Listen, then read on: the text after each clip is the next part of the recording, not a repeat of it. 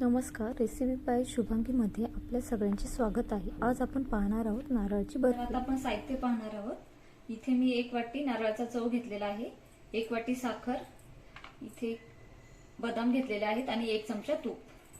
तर हे आपले नारळाच्या बर्फीचे साहित्य आहे। आता आपण नारळाच्या बर्फीची कृती पाहूया। मी आधी गॅस पेटवते, त्यावर एक पॅन ठेवते आणि पॅन गरम झाल्यानंतर त्यामध्ये आपण आता 1 चमचा तूप टाकणार आहोत।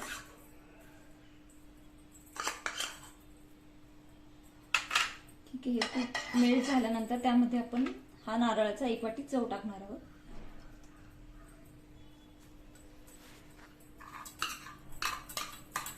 गॅस बारीक केलेला आहे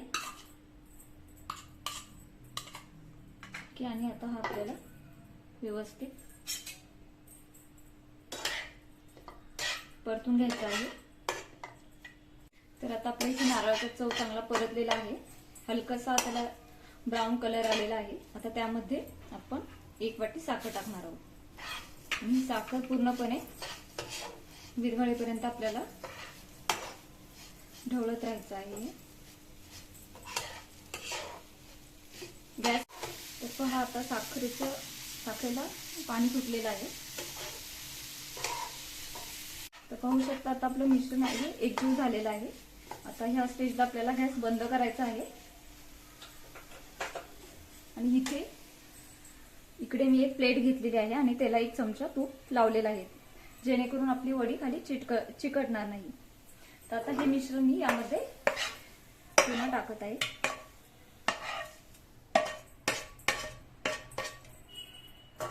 ठीक आहे, हे गरम आहे, तेच आपल्याला सेट करून घ्यायचं आहे।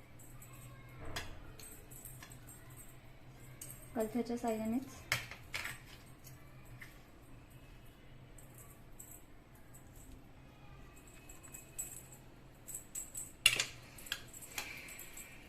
एकसारखं आपल्याला सेट करायचं आहे।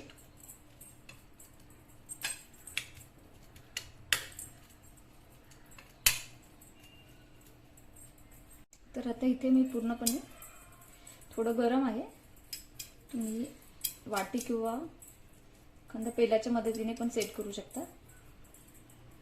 तर आता याच्यावर मी गार्निशिंग साठी थोडं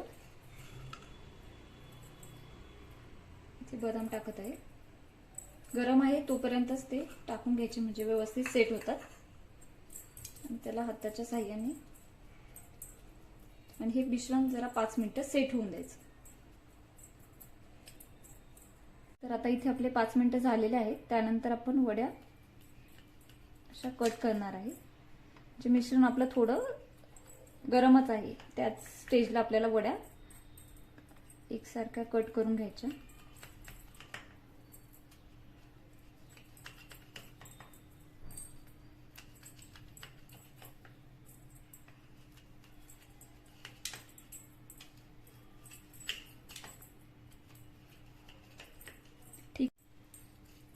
ठीक आहे, तर आता याला आपण 10 ते 15 मिनिट असं सेट करायला ठेवूया।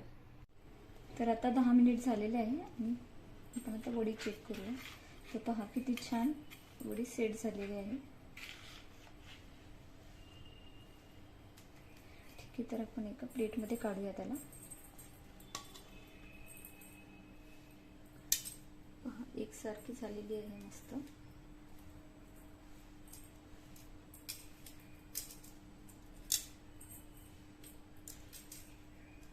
व्हिडिओ आवडला असेल तर लाईक करा, कमेंट करा, शेअर करा आणि सबस्क्राईब करा।